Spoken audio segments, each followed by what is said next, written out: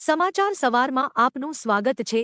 તાજના તાજા અને મહત્વપૂર્ણ સમાચારો પર એક નજર કરીએ તે પહેલા ચેનલને સબસ્ક્રાઇબ કરી લો। રાજ્યમાં ગાજવીજ સાથે થશે વરસાદ। આગામી 7 દિવસ રાજ્યમાં હળવાથી મધ્યમ વરસાદ વરસશે છે। હવામાન વિભાગે માછીમારોને 4 અને 5 ઓગસ્ટ દરમિયાન દરિયો ન ખેડવાની સૂચના આપી છે। હવામાન વિભાગના જણાવ્યા અનુસાર 40 થી 50 કિમી પ્રતિ કલાકની ઝડપે પવન ફૂંકાય તેવી શક્યતા છે। આ સાથે અમદાવાદ જિલ્લામાં ગાજવીજ સાથે હળવા વરસાદી ઝાપટા પડી શકે છે। ઓગસ્ટ મહિનાના 2 સપ્તાહ દરમિયાન વરસાદની ગતિ ધીમી રહેશે। કાશીમાં 52 પ્રોજેક્ટ્સ લોન્ચ, કિસાન સન્માન નિધિનું પણ લોન્ચિંગ। વડાપ્રધાન નરેન્દ્ર મોદી એક દિવસની મુલાકાતે તેમના સંસદીય મતવિસ્તાર વારાણસી પહોંચ્યા છે। તેમણે અહીં 2200 કરોડ રૂપિયાના 52 પ્રોજેક્ટ્સ લોન્ચ કર્યા હતા। ઉપરાંત દેશભરના 9.7 કરોડ ખેડૂતો માટે સન્માન નિધિના 20મા હપ્તાના 20,500 કરોડ રૂપિયા પણ રિલીઝ કરવામાં આવ્યા। પીએમ કાશીમાં દાલમંડી પ્રોજેક્ટનો શિલાન્યાસ કરશે। આનાથી કાશી વિશ્વનાથ મંદિર માટે બીજો રસ્તો બનશે। 24 કલાકમાં રાજ્યના 41 તાલુકામાં વરસાદ। અરબ સાગરમાં આવેલા કરંટને કારણે વરસાદી સિસ્ટમ સક્રિય થઈ છે, જે કારણે રાજ્યમાં વરસાદ વરસી રહ્યો છે। ગત 24 કલાક દરમિયાન રાજ્યના 41 તાલુકામાં વરસાદ નોંધાયો છે, જેમાં સૌથી વધુ ઉમરપાડામાં 15 મીમી વરસાદ નોંધાયો છે, જે બાદ વાપીમાં 14 મીમી વરસાદ થયો છે। આ સાથે વલસાડ અને ધનસુરામાં 13 મીમી વરસાદ પડ્યો છે। સતત વરસાદના કારણે ઘણા વિસ્તારોમાં પાણી ભરાયા છે। અમેરિકા સામે નહીં ઝૂકે ભારત, પેટ્રોલ ખરીદી યથાવત। અમેરિકાની ચેતવણીની અવગણના કરીને ભારત દ્વારા રશિયા પાસેથી તેલ ખરીદવાનું ચાલુ રાખશે। ભારતની તેલ રિફાઇનરીને રશિયન કંપનીઓ પાસેથી તેલ મળતું રહે છે। તેમના પુરવઠાના નિર્ણયો કિંમત, ક્રૂડ ઓઇલની ગુણવત્તા, અનામત, લોજિસ્ટિક્સ અને અન્ય આર્થિક પરિબળો પર આધાર રાખે છે। આ માહિતી ત્યારે પ્રકાશમાં આવી છે જ્યારે ટ્રમ્પે આજે દાવો કર્યો કે ભારતે રશિયા પાસેથી તેલ ખરીદવાનું બંધ કરી દીધું છે। પરેશ ગોસ્વામી અને અંબાલાલ પટેલની આગાહી। હવામાનશાસ્ત્રી અંબાલાલ પટેલ દ્વારા રાજ્યમાં ભારેથી અતિભારે વરસાદની આગાહી કરવામાં આવી છે, જે સામે હવામાન નિષ્ણાત પરેશ ગોસ્વામીએ તેમનાથી વિરુદ્ધ જણાવ્યું કે અડધો મહિનો રાજ્યમાં વરસાદ પડશે જ નહીં। પરેશ ગોસ્વામીએ સ્પષ્ટ કરી છે। તેમણે જણાવ્યું કે 1 થી 10 ઓગસ્ટ સુધી સારો વરસાદ નહીં થાય, માત્ર છૂટોછવાયો વરસાદ શક્ય છે। બંગાળની ખાડી અને અરબ સાગરમાં સિસ્ટમ ન બનતા ગુજરાતને લાભ નહીં મળે। ગુજરાતમાં ગ્લુ ટ્રેપના વેચાણ ઉત્પાદન પર પ્રતિબંધ। ગુજરાત સરકારે ગ્લુ ટ્રેપના ઉત્પાદન, વેચાણ અને ખરીદી પર પ્રતિબંધ મૂક્યો છે। સરકારે ગુજરાત હાઈકોર્ટમાં જવાબ આપતા જણાવ્યું કે ઉંદરો અને અન્ય નાના જીવોને પકડવા માટે વપરાતી આ પદ્ધતિ તેમના માટે અત્યંત પીડાદાયક છે અને મૃત્યુનું કારણ બને છે। તા માનવીય પાસાને ધ્યાનમાં રાખીને સરકારે આ નિર્ણય લીધો છે। હવેથી આ નિયમનો ભંગ કરનાર સામે કાયદેસરની કાર્યવાહી કરવામાં આવશે। જિલ્લાઓમાં પડશે અતિભારે વરસાદ। હવામાનશાસ્ત્રી પરેશ ગોસ્વામીએ આગાહી કરી છે કે આજે 2 ઓગસ્ટે સૌરાષ્ટ્રમાં છૂટો છવાયો વરસાદ થશે। ઓગસ્ટમાં 17 થી 20 તારીખ સુધી સારો વરસાદ થશે। 1-5 સપ્ટેમ્બર સુધી ગરમી અને બફારાની સ્થિતિ સામાન્ય રહેશે, પરંતુ 15 સપ્ટેમ્બર સુધીમાં ગરમીનું પ્રમાણ વધશે। 1-0 ઓગસ્ટે બંગાળની ખાડીમાં લો પ્રેશર સર્જાશે। હવામાનશાસ્ત્રી અંબાલાલ પટેલે 1 થી 3 ઓગસ્ટ દરમિયાન રાજ્યના વિવિધ વિસ્તારોમાં ભારે વરસાદની આગાહી કરી છે। આજે 2 ઓગસ્ટે યોજાશે પીએમ કિસાન ઉત્સવ દિવસ। ગાંધીનગર ખાતે આજે 2 ઓગસ્ટના રોજ સીએમ ભૂપેન્દ્ર પટેલના અધ્યક્ષ સ્થાને રાજ્ય કક્ષાનો પ્રધાનમંત્રી કિસાન ઉત્સવ દિવસ કાર્યક્રમ યોજાશે। આ સમારોહમાં પીએમ મોદી ખેડૂતોને વર્ચ્યુઅલ સંબોધન કરશે। પીએમ મોદીના હસ્તે પીએમ કિસાન યોજનાના 20મા હપ્તો ચૂકવવામાં આવશે, જેમાં ગુજરાતના આશરે 52 લાખથી વધુ ખેડૂત પરિવારોને રૂપિયા 1,118 કરોડથી વધુની સહાય સીધી તેમના બેંક ખાતામાં જમા કરાશે।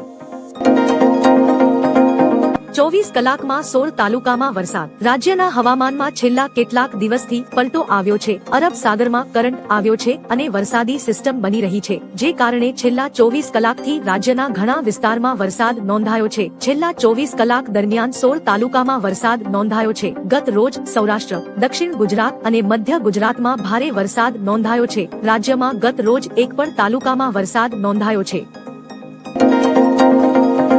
ગેસ સિલિન્ડરના ભાવમાં મોટો ઘટાડો. ઓઇલ માર્કેટિંગ કંપનીઓએ કોમર્શિયલ એલપીજી સિલિન્ડરના ભાવમાં ફરી એકવાર ઘટાડો કર્યો છે. 9 કિલોગ્રામના કોમર્શિયલ એલપીજી સિલિન્ડરની કિંમતમાં 33.5% ઘટાડો કરવામાં આવ્યો છે, જે 1 ઓગસ્ટ 2025 થી અમલમાં આવી ગયો છે. આ ઘટાડા બાદ દિલ્હીમાં નવો ભાવ ₹1,131.50 થશે, જો કે 14.2 કિલોગ્રામના ઘરેલું સિલિન્ડરના ભાવમાં કોઈ ફેરફાર થયો નથી.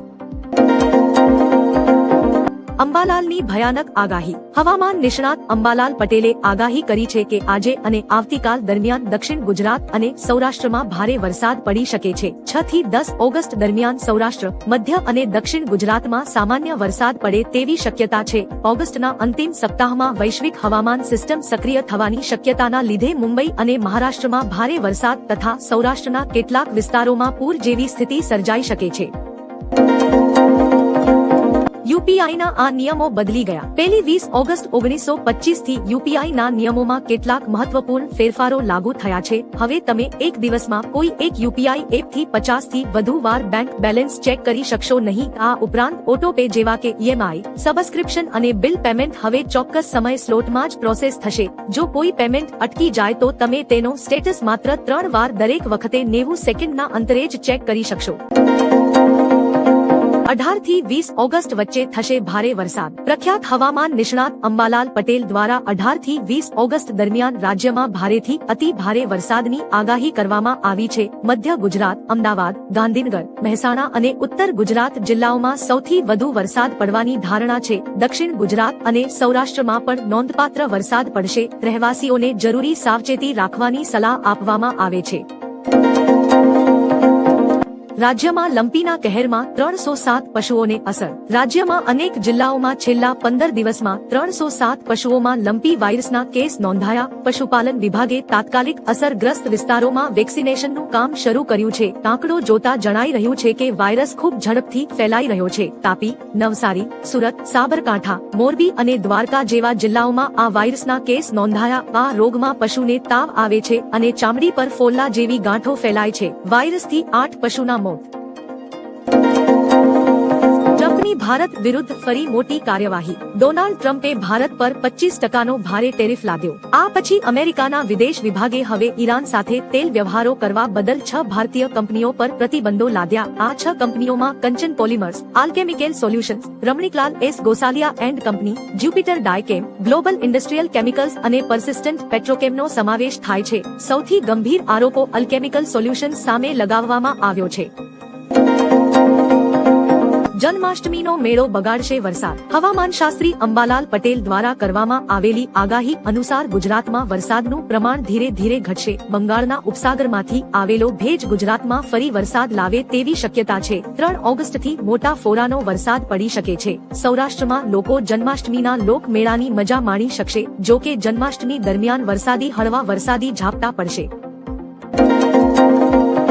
ટેરિફ બાદ મોંઘી થશે આ વસ્તુઓ. ભારતીય ગ્રાહકોને અમેરિકાના ટેરિફ બાદ ભાવ વધારો નહીં થાય, પણ જો ભારત અમેરિકા પર ટેરિફ લગાવશે તો ચોક્કસ અસર થશે, જેમાં ક્રૂડ ઓઇલ અને એલપીજીના ભાવમાં 5 થી 7 રૂપિયાનો વધારો થઈ શકે છે. આ સાથે મશીનરી અને ઇલેક્ટ્રોનિક્સનો ભાવ વધી શકે છે. કેમિકલ ઇન્ડસ્ટ્રીમાં મોટો ભાવ વધારો થશે. ભારતે હજુ સામે ટેરિફ લગાવ્યો નથી. તમારું શું માનવું છે? ભારતે ટેરિફ લગાવવો જોઈએ?